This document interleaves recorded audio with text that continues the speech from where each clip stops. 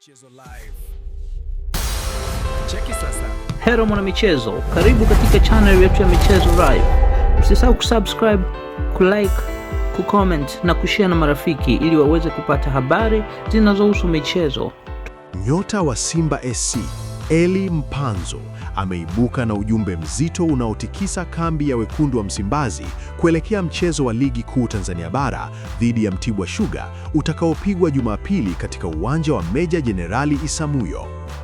Mpanzu ameweka wazi kuwa yuko kwenye hali ya juu kabisa ya hamasa, akiwa tayari kutoa kila tone la jasho kwa ajili ya timu na mamilioni ya mashabiki wa Simba waliokuwa na matarajio makubwa.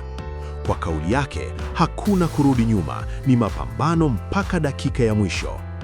Mchezo huu wa Jumapili sio wa kawaida, ni pambano muhimu linalokuja kabla ya safari nzito kuelekea Tunisia, ambako Simba inatarajiwa kuikabili Esperance Sportive de Tunis katika mchezo wa Ligi ya Mabingwa Afrika tarehe Januari 24.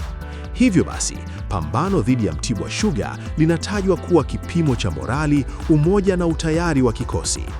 Kupitia ujumbe wake, Mpanzu amesema ana motisha ya hali ya juu na hawezi kusubiri filimbi ya kuanza kwa mchezo ili kuingia uwanjani na kutekeleza kile walichokipigania kwa muda mrefu mazoezini.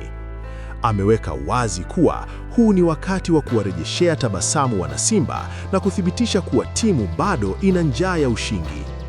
Kiungo huyo amekiri wazi kuwa anatambua presha na matarajio makubwa kutoka kwa mashabiki, lakini badala ya kumkatisha tamaa, yanampa nguvu ya ziada ya kujituma zaidi kila siku. Kwa mujibu wake, dhamira ya kikosi ni moja: kupata matokeo chanya na kuonyesha ushindani wa kweli uwanjani. Mpanzu amesisitiza kuwa pambano dhidi ya Mtibwa Sugar ni muhimu sio kwake binafsi tu, bali kwa familia nzima ya Simba SC. Ni fursa ya kuonyesha mshikamano, umoja na kiu ya ushindi inayowaunganisha wekundu wa Msimbazi. Akihitimisha, Mpanzu amewahakikishia mashabiki kuwa yeye pamoja na wenzake wako tayari kupambana kwa nguvu zote, kutekeleza maelekezo ya benchi la ufundi na kupigania heshima ya klabu. Amewaalika mashabiki kujitokeza kwa wingi kuisapoti timu, akisisitiza kauli mbiu ya mabingwa wekundu kama ishara ya imani, mshikamano na matumaini ya ushindi mkubwa Jumapili. Asante kwa kutufuatilia mpaka mwisho.